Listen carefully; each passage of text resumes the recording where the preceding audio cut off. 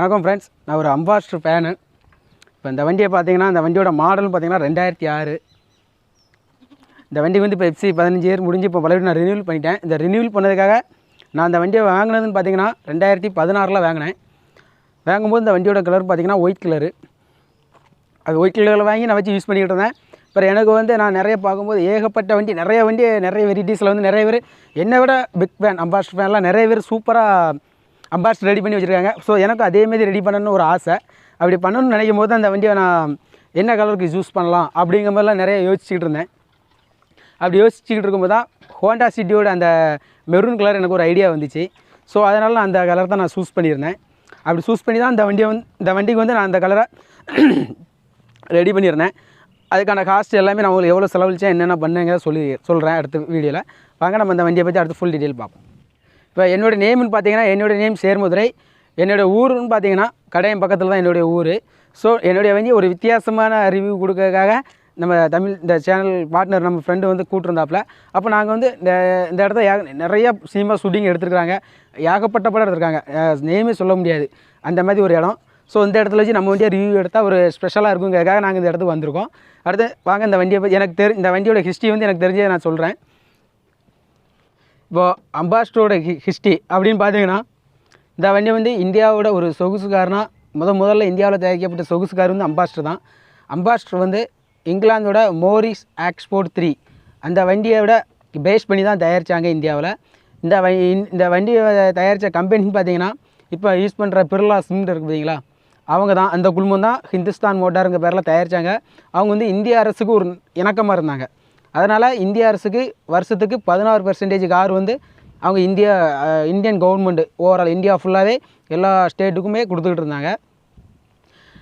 இந்த வண்டியோட முதல் ஹிஸ்ட்ரின்னு பார்த்தீங்கன்னா 1957 மார்க் 1, அதாவது மோரிஸ் எக்ஸ்போர்ட் வண்டியை மாடிஃபிகேஷன் பண்ணி மார்க் 1ன்னு கொடுத்தாங்க. அதோட ஹிஸ்ட்ரின்னு பார்த்தீங்கன்னா 57லேருந்து 62 வரை கொடுத்தாங்க. அடுத்து 62லேருந்து ஒரு 10 இயர்ஸ்க்கு மார்க் 2ன்னு ஒரு வெரிஷன் வந்து இது பண்ணியிருந்தாங்க.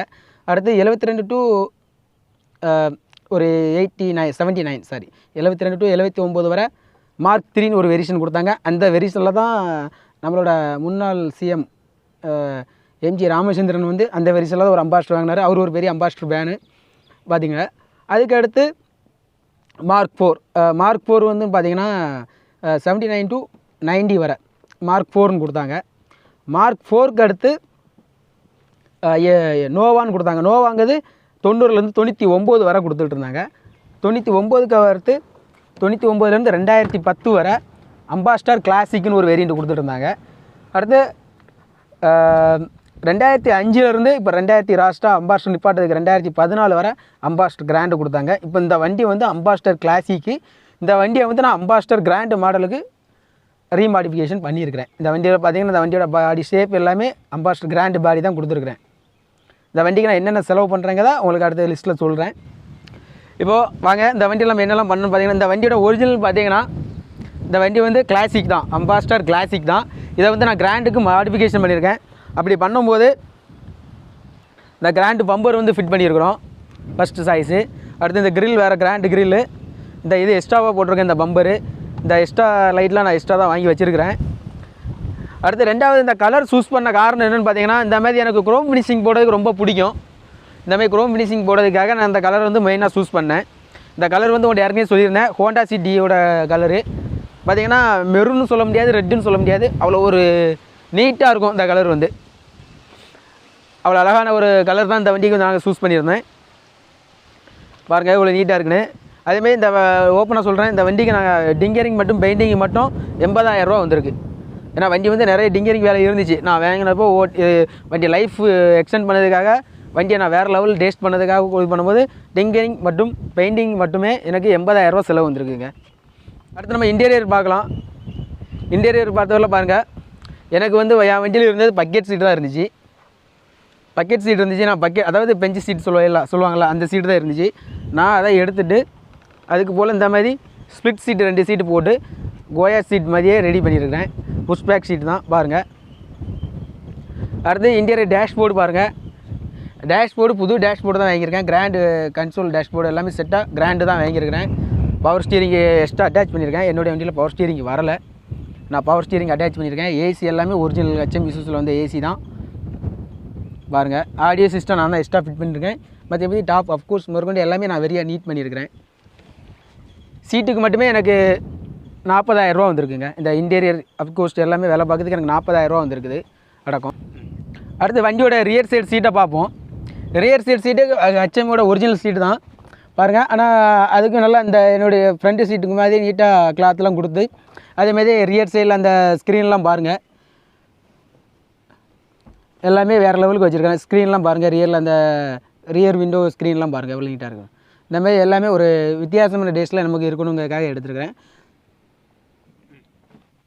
இந்த வண்டிக்கு அடுத்து நான் வந்து 4 விண்டோவும் பவர் விண்டோ தான் ஆல்ட்ரேஷன் பண்ணியிருக்கேன். பாருங்கள், இதை எடுத்து பாருங்கள், 4 விண்டோவும் பவர் விண்டோ தான்.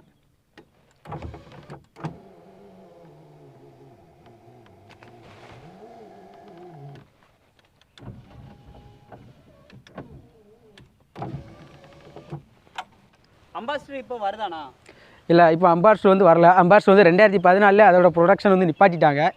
ஏன்னா 2013 வெறும் 2000 வருஷத்துக்கு 2200 கார் மாதிரி தான் விற்றுருக்கு. ஸோ அந்த கம்பெனி வந்து பெரிய நிதி நெருக்கடியால் சம்பளம் கொடுக்க முடியாதனால வண்டியை வந்து 2014 நிப்பாட்டிட்டாங்க. 2017 ஒரு ஃபாரின் கம்பெனியோட இடம் எல்லாத்தையுமே சேல்ஸ் பண்ணிட்டாங்க. இப்போ அம்பாஸ்டர் வந்து இப்போதைக்கு இல்லை. நிறையா வண்டி ஸ்கிராப்புக்கு போயிடுச்சு. இப்போ 1-2 யாராவது என்ன மாதிரி ஒரு சில அம்பாஸ்டரில் ஃபேன்ஸாக இருக்கவங்க மட்டும் தான் வண்டி வச்சுருக்கிறாங்க. இப்போ இந்த வண்டியை கொடுத்தா என்ன ரேட்டு கொடுக்கலாம்? இந்த வண்டியை வந்து நான் கொடுக்குற ஐடியா இல்லை. இப்போ எனக்கு இந்த வண்டியோட மைலேஜின்னு பார்த்தீங்கன்னா 16 கிலோமீட்டர் ஆன் ரோடில் 16 to 18 கிடச்சிக்கிட்டு இருக்கு.